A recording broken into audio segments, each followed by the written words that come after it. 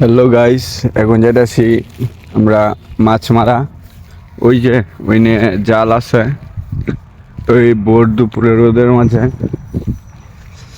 দেখি কয়টা বাজে এখন, 2:18। দেখি যে কিছু মাছ পাই কিনা।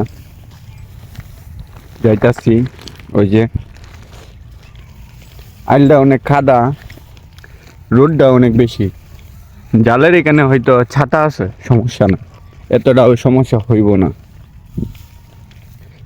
এই যে খাদা, উমা, মাছ মনে হয় না উঠলে তো অনেকে জাল বাইতো। দেখি তারপরেও যে মাছ উঠলে তো ভালোই, আলহামদুলিল্লাহ। ধান খেতে অনেক ধানও বাইরে হয়ে যেতেছে, ওই কোনা দিয়ে দেখলাম অল্প অল্প ধান বাইরে হয়ে গেল। ওই যে এসে গেছি আমাদের খালে। খালে পানি একদমই কম ছিল, কয়েকদিন আগে বৃষ্টি হয়েছে, হালকা একটু পানি হয়েছে, কিন্তু মাছ উঠে না মনে হয়। উঠলে তো সবাই দেখতাম, 2-3 জনরে দেখতাম। আচ্ছা, তারপরও যাই, দেখি কি মাছ পাওয়া যায়।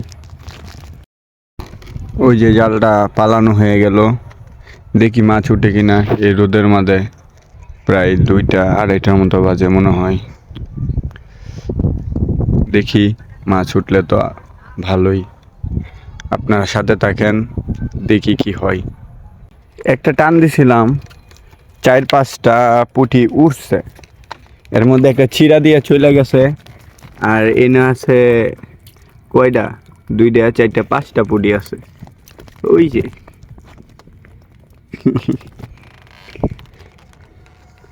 দেখি যদি 4-5টা করে পুঁটি উঠে, বেশিক্ষণ লাগবে না। এর মধ্যে যে একটা বড় ঘুম লয় 20-25টার পুঁটির, তাহলে তরকারির বুঝ তো হয়ে যাইব।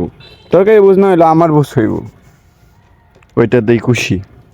দেখি কিছুক্ষণ থেকে, আর যদি এভাবেও উঠে তাহলে থাকমু, নাহলে চলে যাবো। ওই যে একজন দেখেন বসি ভাই, ভোর দুপুরে রোদের মাঝে আইতাছে। ইস, দৃশ্যটা অনেক সুন্দর।